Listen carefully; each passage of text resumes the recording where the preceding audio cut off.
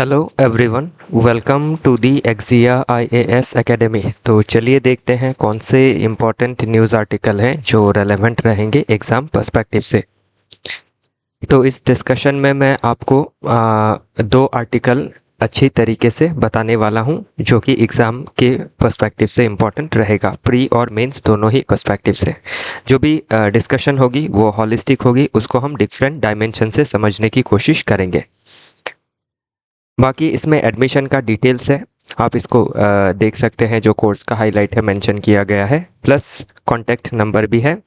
तो किसी चीज़ को डिटेल में जानना है तो आप कांटेक्ट कर सकते हैं हमारे ऑफिशियल कॉन्टैक्ट नंबर पे, जो है 6002417488। तो देखते हैं आज का पहला आर्टिकल। तो जो पहला आर्टिकल है अबाउट क्राइम रेट के बारे में है, और क्राइम में भी कौन सा क्राइम, स्पेसिफिकली मर्डर रेट के बारे में। तो जो इंडिया का मर्डर रेट है वो कितना कम है, और कंपैरिजन में कंपेयर टू डिफरेंट नेशन, और प्लस क्या socio economic cultural religious reason है जिसकी वजह से हमारे देश में जो मर्डर रेट है वो कम है compare to the other nation, even compare to the USA. तो चलिए देखते हैं पहला जो इसका ये जो आर्टिकल है इसका आपका मेन आर्ग्यूमेंट क्या है और इसका सब्सटैंटिव पार्ट क्या है। तो इसमें एक स्टैटिस्टिक्स दिखा रहा है कि इंडिया का जो मर्डर रेट है वो डाउन हुआ है फ्रॉम 5.2 पर लाख। तो पर लाख पॉपुलेशन में लगभग 5 मर्डर हुआ करती थी इन 1992, जो कि अभी घट के 2.3, मतलब समझ लीजिए कि 2-2.5 के लगभग है पर लाख पॉपुलेशन इन 2023। ये किसका डेटा है? एनसीआरबी का data, national crime records bureau का डेटा है, जो मिनिस्ट्री ऑफ होम अफेयर्स के अंदर आती है, जिसका काम होता है क्राइम रिकॉर्ड का, क्राइम का जो डेटा है उसको रिकॉर्ड करना, डेटा मेंटेन करना। तो अगर हम देखें कि स्वतंत्रता के बाद आफ्टर 1947, तो इट पीक पोस्ट 1957। तो 1957 के बाद बहुत ज़्यादा पीक हो गया था जो मर्डर रेट था। वो क्यों पीक हुआ था? क्योंकि हमने आपके पोस्ट इंडिपेंडेंट हिस्ट्री में पढ़ा है कि मिलिटेंसी इन जो पंजाब था, पंजाब में काफ़ी ज़्यादा मिलिटेंसी बढ़ गया था। देन कश्मीर में जो मिलिटेंसी बढ़ा, देन जो आपके रेड कॉरिडोर एरिया है, या फिर जिनको माओइस्ट बेल्ट भी कहा जाता है, जो आपके ईस्टर्न और सेंट्रल पार्ट में इंडिया के अवस्थित है। तो इसमें आपका जो ये इन सभी रीज़न की वजह से काफ़ी ज़्यादा जो रेट है वो ग्रो हो गया था, 5.2 पर लाख हो गया था, जो अभी 2.3 तक आपका डिक्रीज हुआ है। इसी का अगर हम ग्लोबल कंपैरिजन देखें तो लोअर देन साउथ अफ्रीका है। साउथ अफ्रीका में आप देख सकते हैं 34 है पर लाख, तो उससे तो कई गुना कम है, 2.3। फिर आप देख सकते हैं ब्राज़ील में 22.5 है, रशिया में भी इवन काफ़ी ज़्यादा है, यूएसए में 6.4 है, इंडिया से भी ज़्यादा है। लेकिन चाइना में क्या है, 0.5 है, और जापान में 0.3 है। तो कंपैरेटिवली चाइना और जापान हमसे बेटर परफॉर्मिंग है in crime control, specially murder rate का जो कंट्रोल है वो ज़्यादा है उधर। पॉलिसी इंटरवेंशन एज की ड्राइवर्स, अगर इसमें देखें तो आपका 1992 के बाद क्यों मर्डर रेट घटा, वो चीज़ इस आर्टिकल में बताई गई है। तो 1992 के बाद अगर देखें तो जो मॉडर्न सर्विलियंस सिस्टम है, लाइक सीसीटीवी कैमरास का इंस्टॉलेशन करना, फिर जो आपकी मिलिटेंसी है, लाइक माओइज्म हो, इंसर्जेंसी हो, तो इसका भी जो कर्व है काफ़ी हद तक किया गया है। नो डाउट अभी भी कंटिन्यू है, लेकिन बहुत हद तक कर्व किया गया है। इसीलिए मर्डर के जो केसेस है वो आपकी डिक्रीज हो रही है। नेक्स्ट अगर आप देखें तो जो डिफरेंट सेफ्टी आपकी नेट भी सॉरी ये जो भी एक्शन लिया गया है, इसकी वजह से जो सिक्योरिटी का जो सेफ्टी नेट है वो बढ़ा है, और जो वायलेंट क्राइम है लाइक मर्डर वो रिड्यूस हुआ है। नेक्स्ट अगर देखें तो इकोनॉमिक एक्सप्लेनेशन डिबंक्ड। तो एक होता है कि जो देश ज़्यादा गरीब होता है या फिर जहाँ पे पॉवर्टी ज़्यादा होती है तो उसमें क्राइम ज़्यादा होता है, इस तरीके का एक लॉजिक दिया जाता है। लेकिन इंडिया के मामले में हम अगर ये देखें तो हम नो डाउट हमारे देश में जो आपकी पॉवर्टी रेट है वो कंपैरेटिवली काफ़ी ज़्यादा है compare to develop nations like USA. फिर भी हमारे देश में यूएसए से काफ़ी कम क्राइम है, लाइक मर्डर का जो क्राइम है वो काफ़ी कम है, स्पेशली मर्डर का क्राइम। ओके, इसमें सिर्फ मर्डर का एग्जाम्पल दिया गया है। नेक्स्ट अगर आप देखिए कल्चरल एंड सोशल फैक्टर्स क्या कौन से हैं जो जिम्मेदार है हमारे देश में या फिर हमारे देश में जो मर्डर रेट को क्या कर रही है, डिक्रीज करने में मदद कर रही है। तो इंडियन ट्रेडिशंस लाइक बुद्धिज्म, तो बुद्धिज्म क्या सिखाता है, पीस के बारे में सिखाता है, नॉन वायलेंस के बारे में, या फिर आपका जैनिज्म कह लीजिए या फिर हिंदुज़म कह लीजिए। तो जो भी फिलॉसफी, जो भी ट्रेडिशन कल्चर हमारे देश में डेवलप हुआ सालों साल से, सदियों से, तो उसने हमें पेसिफिस्ट होना सिखाया है, वायलेंस करना नहीं सिखाया है। कि कोई भी चीज़ है उसका हल जो है वो कैसे निकलेगा, through debate, deliberation, through talks, through negotiations, not through violence और किलिंग। तो इसीलिए क्या है, हमारा जो ट्रेडिशन है, जो कल्चर है, उसके वजह से भी हमारे देश में जो लोग हैं वो पैसिफिस्ट हैं, मतलब शांतिवादी है। अभी अशोका जो थे, किंग अशोका, उनका जो नॉन वायलेंस का पॉलिसी था। तो ये सभी चीज़ें क्या कर रही है, सोसाइटी को पीसफुली इवॉल्व होने में मदद कर रही है, और जो पीस है उसको फॉस्टर कर रही है, जो कि आपके अफ्रीका या लैटिन अमेरिका में नहीं देखा जाता है, इन कंट्रीज़ लाइक ब्राज़ील और इन कंट्रीज़ लाइक यूएसए। तो वही चीज़ें इसमें क्या की है, एक कंपैरेटिव सब्सटेंटिव एग्जाम्पल देते हुए हमें चीज़ों को समझाया है। और इसमें एक लास्ट में क्रिटिसिज्म भी है कि नो डाउट हम सेलिब्रेट कर रहे हैं लो रेट ऑफ मर्डर को, लेकिन इसमें ये चीज़ भी नोटेशन में लाया गया है कि अभी भी काफ़ी क्राइम होती है, लाइक मर्डर लाइक क्राइम या फिर नॉन मर्डर, जो रिपोर्ट नहीं होती है। तो रिपोर्टिंग का भी एक इशू इसमें देखा गया है। तो वो चीज़ जो है उसको हमें टेकल करना ज़रूरी है। तो ये आपके हम देख सकते हैं कि क्यों जो मर्डर का रेट है वो घटा है। इसमें आप स्टैटिस्टिकल एविडेंस हमने देखा, फिर इकोनॉमिकली वीक होने से, पोर होने से देश में क्राइम ज़्यादा बढ़ती है, उसको भी इस थ्योरी को भी डिबंक किया। फिर कल्चरल एंड सोशल फैक्टर्स को हमने देखा कि हमारा कल्चर और हमारा सोसाइटी किस तरीके से पेसिफिज्म में विश्वास रखता है सिंस एंशिएंट टाइम। और उसके बाद हमने आपका एक क्रिटिसिज्म भी इसमें देखा कि नो डाउट बहुत ज़्यादा क्राइम नहीं है, कम है मर्डर लाइक क्राइम, लेकिन फिर भी आपका क्या है, बहुत सारे क्राइम जो है वो अंडर रिपोर्टेड रहती है। बाकी तो ये हिस्ट्री हमने ऑलरेडी आपका देखा ही है, जो इधर डिस्कशन किया। तो वही चीज़ इसमें हिस्ट्री के आकार में हम इसको समझ सकते हैं कि प्री इंडिपेंडेंस और अर्ली पोस्ट इंडिपेंडेंस में अगर देखें 1957 में, तो जो रेट थी प्री 1957 में वो कम थी, लेकिन 1957 के बाद स्पाइक होने लगी। वो क्यों था, क्योंकि पंजाब में इंसर्जेंसी होना, ट्राइबल कन्फ्लिक्ट होना इन नॉर्थ ईस्टर्न रीजन, कश्मीर में अनरेस्ट होना, फिर लेफ्ट विंग एक्सट्रीमिज्म का बढ़ना। तो इसमें आप एक सिक्योरिटी का जो पर्सपेक्टिव है वो भी देख सकते हैं, ओवरऑल सिक्योरिटी का। ये तो हम क्राइम के रेट हिसाब से देख रहे हैं, लेकिन जो जीएस पेपर 3 होता है जिसमें हम सिक्योरिटी पढ़ते हैं, तो सिक्योरिटी में भी आपको देश का कौन कौन सा पार्ट इंटरनली आपका फ्रजाइल है, वल्नरेबल है इन टर्म्स ऑफ सिक्योरिटी, वो हम इस पार्ट से समझ सकते हैं। 1992 के बाद आपका डिक्लाइन होने लगा। क्यों डिक्लाइन होने लगा वो ऑलरेडी हमने देखा कि जो पुलिस मॉडर्नाइजेशन है या फिर मॉडर्न टेक्निक्स है उसका इस्तेमाल किया गया। और पोस्ट 2010 अगर देखें तो एक स्टेबिलिटी देखी गई है। एनसीआरबी के डेटा में भी जो है इम्प्रूवमेंट देखी गई है, डिजिटल जो सर्विलेंस है वो भी बढ़ा है। चलिए आगे देखते हैं challenges related to the issue. तो अभी इसमें जो क्राइम हम देख रहे हैं कि कम है, तो उसमें कुछ चैलेंजेस है, जैसे under reporting and data gaps. तो बहुत सारी क्राइम जो है वो अंडर रिपोर्टेड रहती है। बहुत सारी क्राइम जो है फियर की वजह से, स्टिग्मा की वजह से, इनएफिशिएंट फायर रजिस्ट्रेशन की वजह से वो रिकॉर्ड ही नहीं हो पाता है। तो ये भी एक कंसर्न है, ओके, कि बढ़िया से अगर डेटा रजिस्टर्ड हो तो क्राइम का रेट ऐसा हो कि बढ़ सकता है। Okay, persistent insurgencies and gangsterism. तो जो इंसर्जेंसी के मामले हैं, टेररिज्म के मामले हैं या फिर गैंगस्टरिज्म है, वो अभी भी लगातार कंटिन्यू है। नो डाउट पहले के मुकाबले काफ़ी कम हो गया है। ओके, 100 गुना तक जो चीज़ें हैं 100-200 गुना तक कम हुई है, लेकिन फिर भी हम देख सकते हैं कि अभी भी चीज़ें बरकरार है। ओके, डॉर्मेंट है या फिर कम है लेकिन बरकरार है, तो इसको कम्प्लीटली ख़त्म करना है।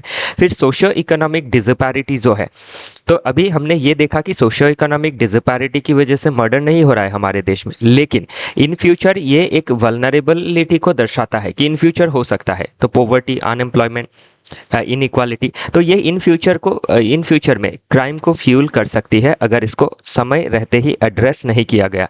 तो क्या रिक्वायरमेंट है, नीड ऑफ द आवर है कि टू एड्रेस सोशियो इकोनॉमिक डिसपैरिटी। फिर पुलिस रिफॉर्म भी क्या है, काफ़ी ज़रूरी है, क्योंकि हमारे देश की जो पुलिस है, अभी सभी पुलिस को बदनाम करते हैं, लेकिन पुलिस में आप अगर देखें तो बहुत सारा इश्यूज़ है जो अभी तक उसका हल पूरी तरीके से नहीं निकाला गया है या फिर नहीं दिया गया है। लाइक ओवरबर्डन है पुलिस फोर्सेस, करप्शन के मामले काफ़ी ज़्यादा रहती है, फिर पॉलिटिकल जो अनड्यू प्रेशर रहता है वो एक आप प्रॉब्लम देख सकते हैं, लैक ऑफ कम्युनिटी पुलिसिंग वो देख सकते हैं, फिर पीपल फ्रेंडली पुलिस जो है उसमें भी लैगिंग हम देख सकते हैं। फिर एक ग्लोबल इन्फ्लुएंस आप देख सकते हैं कि अगर देश के अंदर इंटरनल सिक्योरिटी को हमने मेंटेन कर लिया, लेकिन जो ग्लोबल इन्फ्लुएंस है लाइक क्रॉस बॉर्डर टेररिज्म हो, ड्रग ट्रैफिकिंग हो, ये माइग्रेशन हो, वो भी इलीगल, तो ये सभी चीज़ें कॉम्प्लिकेट कर सकती है डोमेस्टिक क्राइम रेट जो है उसको। ओके, नेक्स्ट जो है कल्चरल शिफ्ट। तो अभी कल्चरल शिफ्ट में आप देख सकते हैं जैसे मॉब वायलेंस होना, इस तरीके की चीज़ें आजकल बढ़ती जा रही है। जो सोसाइटी में इनटॉलरेंस है towards culture, towards language, towards religion, वो धीरे धीरे आपका कम होते जा रहा है। और इसके वजह से क्या है, लोगों के अंदर जो क्राइम करने की टेंडेंसी है वो दिन ब दिन बढ़ती जा रही है। तो ये इसमें आप इसको ज़िम्मेदार ठहरा सकते हैं जो आपका अनचेक्ड अर्बनाइजेशन है या फिर जो अनचेक्ड वेस्टर्नाइजेशन है। मॉडर्नाइजेशन इज़ गुड, लेकिन जो वेस्टर्नाइजेशन है उसको हमें क्या करना है, चेक करना ज़रूरी है। तो जो क्या कर रहा है वेस्टर्नाइजेशन या अर्बनाइजेशन, हमारा जो पेसिफिज्म है, जो ट्रेडिशनल पेसिफिज्म है, शांतिवाद है, उसको भंग कर रहा है। चलिए आगे देखते हैं बाकी जो की टर्मिनोलॉजीज है उनका एक्सप्लेनेशन इसमें दिया गया है। मर्डर रेट, जो होमिसाइड है पर लाख पॉपुलेशन, एनसीआरबी के डेटा के हिसाब से ऑलरेडी देखा।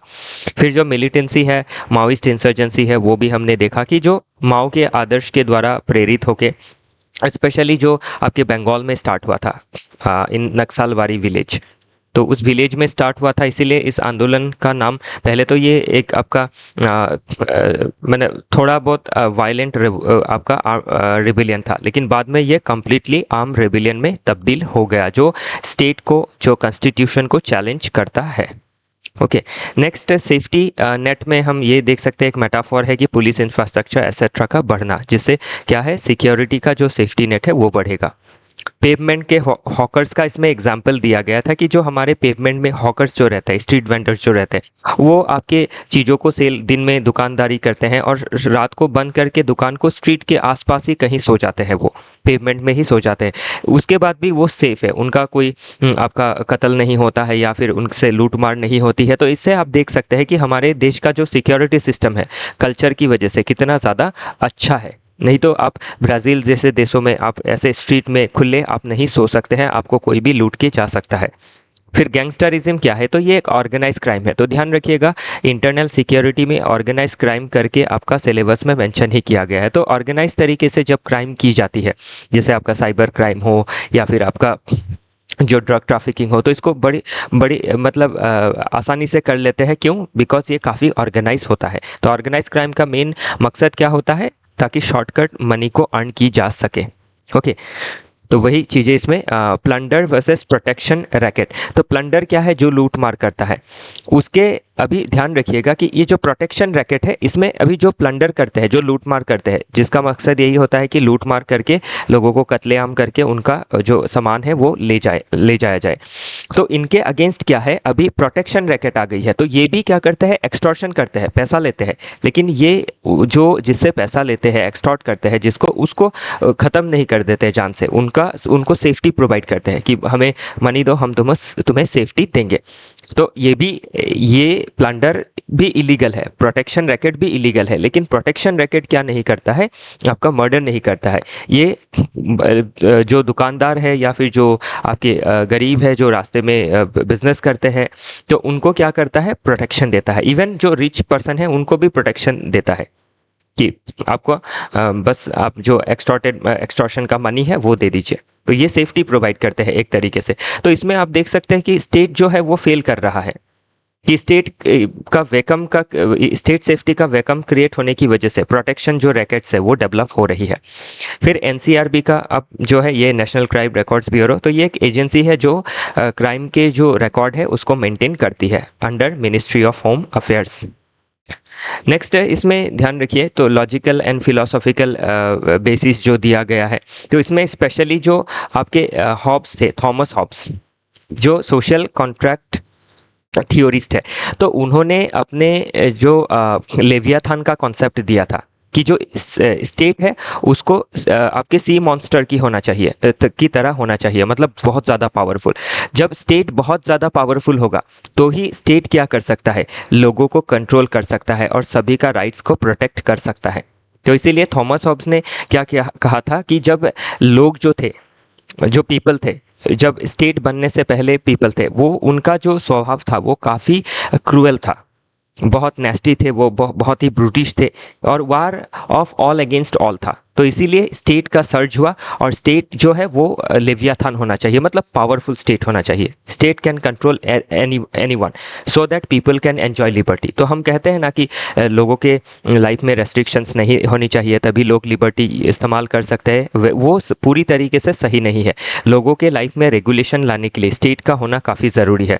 तभी स्टेट क्या करेगा, एक जो आपका हार्मोनी है सोसाइटी में वो मेंटेन करेगा, किसी को भी एब्सोल्यूट अथॉरिटी बनने नहीं देगा। जैसे आप देख सकते हैं जो गूंस है या फिर जो गैंगस्टर है वो अपना ही राज चलाते हैं, तो राज देश के अंदर एक ही चीज़ का चलेगा, वो है स्टेट का। तो उसी कॉन्सेप्ट को कहा गया है थॉमस हॉब्स लेवियाथान, ताकि जो स्टेट ऑफ नेचर है उसको आपका प्रोटेक्टेड रखा जा सके, जो आपका स्टेट है उसमें जो लोग हैं उनको प्रोटेक्टेड रखी जा सके। अगर स्टेट लेवियाथान नहीं हुआ तो जो गुंडे हैं वो लेवियाथान बन जाएंगे, मतलब वो पावरफुल बन जाएंगे, वो एक्सटॉर्ट करने लगेंगे। ओके, तो वो उससे क्या होगा, जो देश की जो शांति है वो भंग होगी, लोगों का जो लिबर्टी है वो भंग होगा।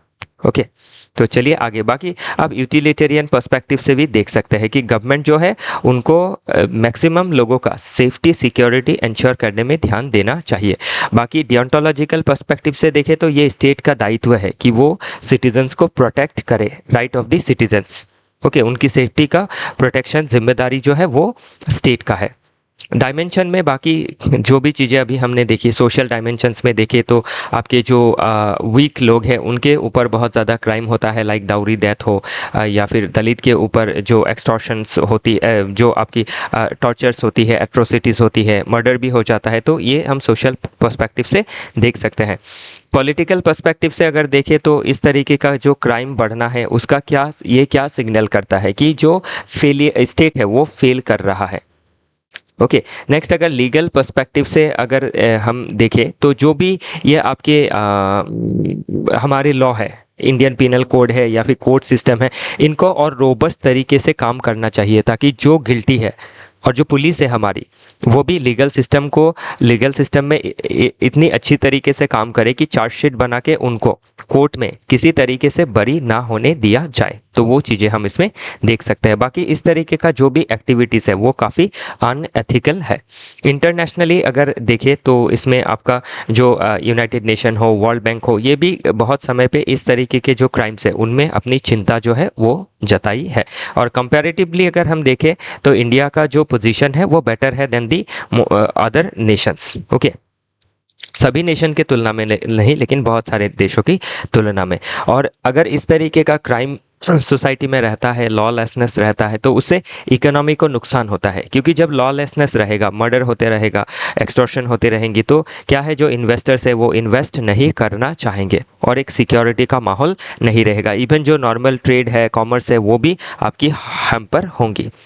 बाकी सिलेबस का कौन सा पार्ट से किस तरीके से चीज़ें लिंक है वो चीज़ें इसमें बताई गई है। ये इसमें लिंकेज बताई गई है सिलेबस के साथ, और इसमें आप कौन से किताब पढ़ेंगे जिससे आपको थोड़ा बेसिक आइडिया मिलेगा कि चैलेंजेस टू डेमोक्रेसी क्या है, डेमोक्रेसी का क्या आउटकम रहता है। तो ये बस बेसिक आइडिया बनने के लिए, इस टॉपिक के ऊपर ही नहीं, ओवरऑल एक आइडिया बनने के लिए। ओके, क्योंकि जितना ज़्यादा कंसेप्ट क्लियरिटी रहेगा, कंसेप्ट में आपकी क्लैरिटी रहेगी, कंसेप्चुअली आप ठीक रहेंगे, उतना अच्छा आप आंसर लिख पाएंगे या फिर आप जवाब दे पाएंगे। ओके, चलिए आगे देखते हैं। तो वे फॉरवर्ड इसका क्या है, पुलिस में रिफॉर्म लाना काफ़ी ज़रूरी है। तो जो प्रकाश सिंह जजमेंट है ऑनरेबल सुप्रीम कोर्ट का इन 2006, तो उसमें बहुत सारी सजेशंस दी गई है, जैसे पुलिस का जो कैपेसिटी है उसको बढ़ाना, पुलिस का टेन्योर को फिक्स रखना, पॉलिटिकल इंटरफेरेंस से दूर रखना। तो इन सभी जो गाइडलाइंस है इनको स्टेट के द्वारा पालन किया जाना ज़रूरी है, ध्यान रखिएगा, स्टेट के द्वारा, क्योंकि पुलिस जो है वो एक स्टेट सब्जेक्ट है। फिर जो जुडिशियल रिफॉर्म्स है, तो जुडिशरी में क्या है, आपके जो ट्रायल्स है उसको और फास्ट फॉरवर्ड करना ज़रूरी है। जो भी आपके इस तरीके के मर्डर जैसे हीनियस क्राइम है, उसमें किसी भी तरीके से जो कल्प्रिट है वो आपका एक्विटल उसका ना हो पाए, वो आपका कन्विक्टेड रहे और उसको सज़ा मिले। तो उससे क्या है, एक आपका अच्छा जो प्रेसिडेंट है सोसाइटी में वो सेट किया जा सकेगा और लोग क्राइम करने से डरेंगे। तो उसमें एक डिटरेंस क्रिएट होगा, एक बाधा क्रिएट कर सकेगी judiciary by better performance. Okay, तो उन सभी चीज़ों को देखना है। नेक्स्ट जो हमारी इकोनॉमी है, इनफॉर्मल इकोनॉमी, उसको फॉर्मलाइज करना काफ़ी ज़रूरी है ताकि हमारे जो स्ट्रीट वेंडर्स हैं उनको प्रोटेक्ट किया जा सके। ओके, और इसमें ये भी ध्यान रखना ज़रूरी है कि जो आपका सोसाइटी में इनइक्वालिटी है, डिस्पैरिटी है, उसको भी दूर करना ज़रूरी है। ओके, नेक्स्ट देखते हैं time for the world to reinforce trust in United Nation Organisation. तो यूनाइटेड नेशन ऑर्गेनाइजेशन को अभी 80 साल होने को है। 24 अक्टूबर में इसका जन्म हुआ था, बर्थ डेट है। तो अभी यूनाइटेड नेशन ऑर्गेनाइजेशन जो है वो ग्लोबल लेवल में ओनली ऑर्गेनाइजेशन है जो आपके डिफरेंट मुद्दों में काम करती है। तो 193 नेशंस है। तो अभी ये जो यूनाइटेड नेशन ऑर्गेनाइजेशन है इसको 1945 24 अक्टूबर को क्यों बनाया गया, इसका बनने का मेन रीज़न ये था कि 1945 में सेकेंड वर्ल्ड वार का एंड हो गया था और सभी देशों ने देखा कि सेकेंड वर्ल्ड वार की वजह से कितना ज़्यादा डिवास्टेशन हुआ है वर्ल्ड में। तो इसी चीज़ को हम फ्यूचर में ना देखें, पीस रहे, सिक्योरिटी रहे इंटरनेशनल लेवल पे, उसी के लिए वर्ल्ड यूनाइटेड नेशन ऑर्गेनाइजेशन का स्थापना हुआ ताकि इंटरनेशनल पीस एंड सिक्योरिटी को मेंटेन किया जा सके। और सोशियो इकोनॉमिक जो फील्ड है उसमें कोलैबोरेशंस, कोऑपरेशन की जा सके बाय द मेंबर नेशंस, क्योंकि ऑलमोस्ट हर देश ही इसमें मेंबर है, जो भी कंट्री रिकॉग्नाइज्ड है वो इसके मेंबर है। तो अभी अब ये जो इसका मकसद है या फिर ऑब्जेक्टिव है वो काफ़ी हॉलिस्टिक है, लेकिन फिर भी इसमें प्रॉब्लम क्या आ रही है कि इसमें आज के समय पे इसमें ट्रस्ट का डेफिसिट हो गया है। क्यों डेफिसिट हो गया है? बिकॉज इसका जो डिफरेंट ऑर्गन है, इस ऑर्गेनाइजेशन का जो फंक्शनिंग है वो आपकी जितना फ्रूटफुल या इफ़ेक्टिव होना चाहिए उतना इफ़ेक्टिव नहीं है। फॉर एग्जांपल इसमें 6 ऑर्गन है, 6 ऑर्गन में से जो आपका यूनाइटेड नेशन सिक्योरिटी काउंसिल है, जो एक आपका 15 मेंबर बॉडी है जिसमें 5 परमानेंट मेंबर है जिनके पास वीटो पावर है। तो ये जो 5 नेशन है ये क्या कर सकती है, यूएन का कोई भी रेजोल्यूशन हो या फिर डिस्कशन हो उसके ऊपर वेटो करके एक भी देश अगर उसको एक्सेप्ट ना करे तो वो डिसीजन नहीं लिया जा सकता है। तो इससे क्या है, जो एक आपका प्रिंसिपल ऑफ डेमोक्रेसी है, जो प्रिंसिपल ऑफ इक्वलिटी है, इक्विटी है, उसको अंडरमाइन किया जाता है। और स्पेशली जो 5 नेशन है वो आपकी जो डेवलप नेशंस है वो है जो पावरफुल नेशन है। तो ये 5 नेशन क्या करती है, अपने ब्लॉक पॉलिटिक्स, अपने लॉबिंग करने में लगी रहती है, जिससे क्या है इंटरनेशनल लेवल पे कोई भी जो मुद्दे हैं, जो सीरियस मुद्दे हैं उसमें कोई कंक्लूजन नहीं निकल पाता है। फॉर एग्जांपल जो जियो पॉलिटिकल हम टेंशन्स या फिर क्राइसिस आज के समय पे देख सकते हैं, लाइक रशिया यूक्रेन वॉर, अभी तक इसका अंत नहीं हुआ है, 4-5 साल से भी लगभग होने लगा है इसको। गाज़ा का जो क्राइसिस है पिछले 2-3 साल से कंटिन्यू कर रहा है ये। म्यांमार में जो क्राइसिस है, फिर ये आपके जो इसके अलावा भी, तो ये हो गया जियोपॉलिटिकल क्राइसिस। फिर जो ह्यूमैनिटेरियन क्राइसिस है, जैसे आपके पॉवर्टी हो, हंगर हो, इसको मेंटेन करने में, इसको ख़त्म करने में भी जो यूनाइटेड नेशन ऑर्गेनाइजेशन है इसकी डिफरेंट स्पेशलाइज एजेंसीज है, जैसे WHO हो, यूनिसेफ हो, ये भी बहुत हद तक आपकी काम तो कर रही है, सक्सेस है इनमें, लेकिन जितना डिज़ायर्ड है उतना नहीं मिल पाया है। और जो रेस्पॉन्सिबल कंट्रीज है लाइक यूनाइटेड नेशन ऑर्गेनाइजेशन, वो इन ऑर्गन से विड्रॉ करना, इसका जो फंड है उसको विड्रॉ कर लेना, इस तरीके के जो आपके इरेस्पॉन्सिबल एटीट्यूड या फिर बिहेवियर है, जिसकी वजह से क्या हो रहा है, यूएन के ऊपर जो ट्रस्ट है ग्लोबल लेवल पे वो काफ़ी अंडरमाइन हो रहा है, लोग इसको ट्रस्ट नहीं कर पा रहे हैं। तो ये नीड ऑफ द आवर अब इसमें क्या है कि आपका जो इंस्टीट्यूशन है उसका फंक्शनिंग को प्रॉपर किया जाए। फिर जो इंस्टीट्यूशन है उसमें डिसीजन मेकिंग में एक डेमोक्रेटिक प्रिंसिपल के तहत डिसीजन लिया जाए, जैसे आपकी वेटो पावर है उसको रैशनल करना ज़रूरी है कि आपके 5 मेंबर है, पहला तो उसमें मेंबर बढ़ाना ज़रूरी है, नंबर 1। मेंबर में जैसे आपके अफ्रीका से कोई भी मेंबर नहीं है, ओशनिया से कोई भी मेंबर नहीं है, या फिर ग्लोबल साउथ को रिप्रेजेंट करने वाले कोई भी नेशन नहीं है। तो इसीलिए इंडिया का नाम बार बार आता है कि इंडिया एक आपका दावेदार है जिनको आपका यूनाइटेड नेशन सिक्योरिटी ऑर्गेनाइजेशन में मेंबरशिप मिलना चाहिए, ताकि वो ग्लोबल साउथ का जो वॉइस है उसको रिप्रेजेंट कर सके, जो ग्लोबल साउथ के जो चैलेंजेस है उसको रिप्रेजेंट कर सके। दूसरा, इसमें जो वेटो पावर है उसको रैशनलाइज करना है कि जैसे आपके 5 अगर मेंबर है या फिर 10 है, तो 10 में एटलीस्ट ऐसा होना चाहिए कि 6 मेंबर सपोर्ट कर रहे हैं या फिर 7, तो वो पास होना चाहिए। ऐसा नहीं कि 9 मेंबर ने सपोर्ट किया, 10 ने सपोर्ट किया, सॉरी 10 मेंबर है, 9 ने सपोर्ट किया, एक ने नहीं किया, तो वो आपका पास नहीं होता है। तो वो काफ़ी अनडेमोक्रेटिक है। ओके और इसके अलावा आपके बहुत सारे नए चैलेंजेस आज के समय पे उभर के आ रहे हैं, जैसे ग्लोबल टेररिज्म है, जिसके ऊपर आज तक कोई कंसेंसस नहीं बन पाया है इन यूनाइटेड नेशन ऑर्गेनाइजेशन, जहाँ पे गुड टेररिज्म बैड टेररिज्म का लेके एक डिबेट रहता है। सेकेंडली, और डिफरेंट सॉर्ट ऑफ प्रॉब्लम है लाइक क्लाइमेट क्राइसिस है, तो उसको लेके भी कोई कंसेंसस जो है वो नहीं बन पा रही है। फिर आपके जो लाइक ग्लोबल हेल्थ इश्यूज है, पोवर्टी है, हंगर है, इनमें जो इनका ध्यान जाना चाहिए वो काफ़ी नेग्लेक्टेड है। तो इन सभी चीज़ों में ध्यान देना ज़रूरी है ताकि जो यूनाइटेड नेशन ऑर्गेनाइजेशन है उसमें ट्रस्ट को रीएनफोर्स किया जा सके। तो वही चीज़ें इसमें मेंशन की गई है। तो मैंने आपको एक ही बार में सभी चीज़ों को समझाने की कोशिश की। ओके, तो इसी के साथ जो डिस्कशन है वो समाप्त होता है। कल फिर मिलेंगे डिफरेंट आर्टिकल के साथ। आई होप चीज़ें आपको समझ में आई। कोई चीज़ें अगर आपको चाहिए कि और बेटर एक्सप्लेनेशन चाहिए, क्लास में तो हम पूरा खोल के समझाते हैं चीज़ों को। अगर आपको लगता है क्लास से नहीं जुड़ना है, आपको बेटर एक्सप्लेनेशन चाहिए, तो भी आप बता दीजिएगा, उस टॉपिक को हम आपको बेटर एक्सप्लेन करके बता देंगे। अभी के लिए इतना ही, फिर मिलते हैं।